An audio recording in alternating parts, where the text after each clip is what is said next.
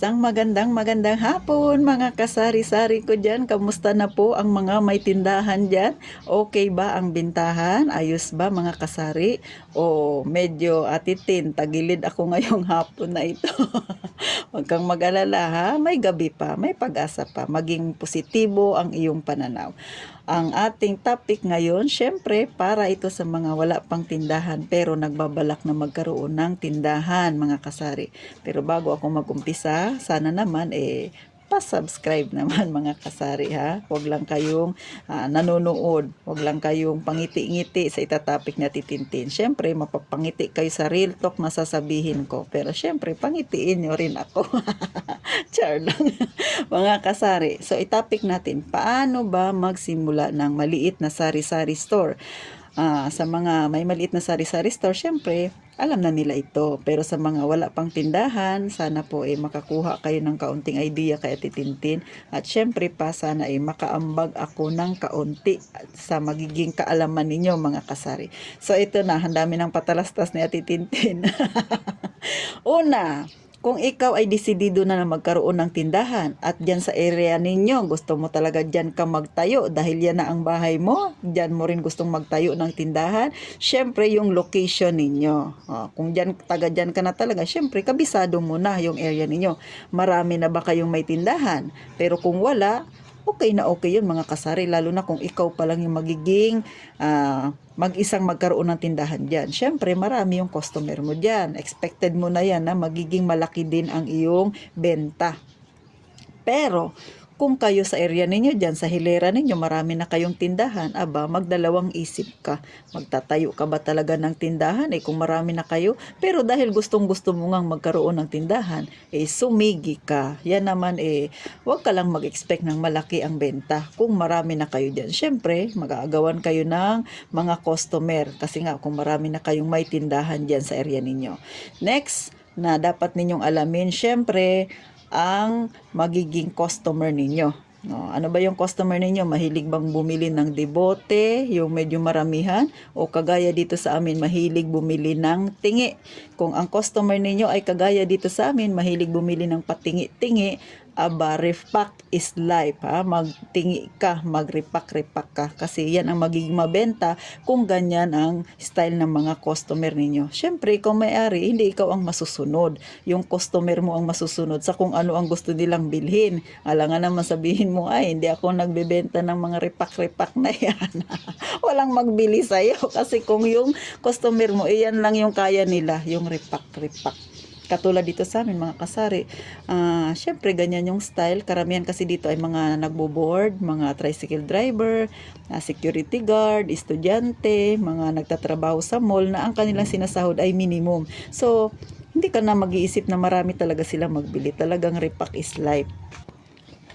Kasi nga kung ang iyong susundin ay yung gusto mo, lalo na kung sa area ninyo marami na kayong may tindahan dyan, abay hindi ka mabebentahan. Syempre hahanap yan ng ibang tindahan na maibibigay yung gusto nila. Ganon mga kasari. Kaya kung ikaw ay bago pa lang na magtitindahan, syempre yung alamin mo yung kagustuhan ni customer mo, anong klaseng mga paninda ba yung kanilang gustong bilhin.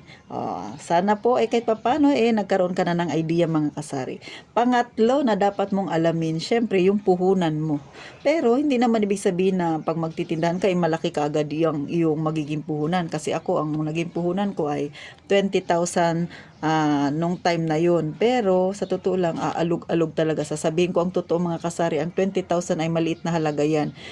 Sobrang alug-alug. Pero kung yan lang yung iyong puhunan, why not? Diba? Kahit pa sabihin natin 10,000 or 5,000 lang yung puhunan, pero gusto mong magkaroon ng tindahan, go ka. Kasi ang pagtitindahan, gaya nga ng nasabi ko sa mga nauna ko pang vlog, ay hindi yan kompetensya na para pabilisan ng paglago. Kundi yan ay syempre kailangan maging pasensyoso ka. Hindi naman kaagad yan na pag nagtindahan ka, boom kaagad yung tindahan mo, 'di ba? Hindi ibig sabihin na talagang aasenso kaagad ang iyong tindahan. Syempre paunti-unti mga kasari. At syempre pa, kapag may tindahan ka na, namili ka na, 'wag mo masyadong taasan ang pagpepresyo mo. Dapat nasa masa pa rin yung iyong presyo. Kung marami kayong may tindahan diyan, pakiramdaman mo kung paano sila magpresyo. Pero 'wag ka rin masyadong magpababa kasi nga wala kang kikitain. Kailangan nasa level ka lang mga kasari. Kung gusto mo, pumantay ka dyan sa mga taga sa inyo. Kung marami kayo dyan. Pero kung ikaw lang may tindahan, syempre, magpresyo ka yung pangmasa din. Huwag din yung sobrang taas. Inisip mo, ikaw lang yung may tindahan yan. Kaya tataasan ko. Paano kung mga kapitbahay mo ay nag-isip din na magkaroon ng tindahan? So, magkakaroon ka ng kakumpetensya tapos siya mababa. So, mahihirapan kang hatakin yung ibang mga customer kung ikaw ay may tindahan ng mga kasari. So, dapat pag nagpresyo ka, yung tama lang din. Next, at higit sa lahat yung panghuli na dapat alamin mo. Ikaw mismo na nanonood sa akin, ha? Ikaw na may-ari ng magiging tindahan. Syempre, ihanda mo yung loob mo. Kung okay na yung location, yung area, yung customer, yung puhunan, ikaw mismo na may-ari, dapat ready ka na, ha? Mamaya okay na pala yung iba, pero ikaw mismo na may-ari, hindi ka pa handa sa magiging responsibilidad sa tindahan mo, baka mag-quit ka. Kasi ang pagtitindahan ay pahabaan ng pasensya. Higit sa lahat, dapat masipag ka at syempre mag-isip ka pa ng mga strategy para makabenta ka. So, ganun po ang buhay, may tindahan. Hindi yung isang taon ka lang nagtinda, gusto mo nang magpahinga kasi pagod na pagod ka sa tindahan. Totoo naman. Nakakapagod ang may tindahan. Maliit man yan o malaki, masasabi ko nakakapagod talaga. Kasi sa akin nga, maliit yung aking tindahan, pero nakakapagod. Sa totoo lang, mga kasari, ang pagtitindahan ay hindi talaga masarap. Masaya na mahirap. Totoo yan, masaya na mahirap mga kasari. Masaya kasi araw-araw kang hawak ng pera.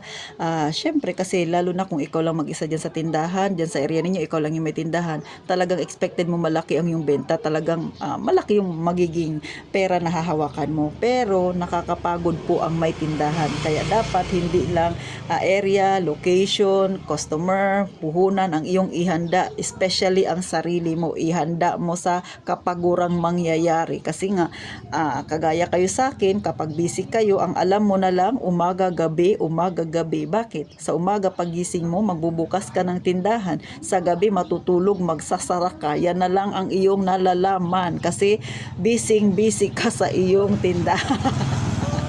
Ganyan ang may tindahan mga kasari. So, paano? Hanggang dito na lang ang topic ni Ate Tintin. Sana nakakuha kayo ng kaunting idea kung paano ba magtayo ng sari-sari store at kung paano ihanda ang inyong sarili sa pagkakaroon ng tindahan. So, paano mga kasari?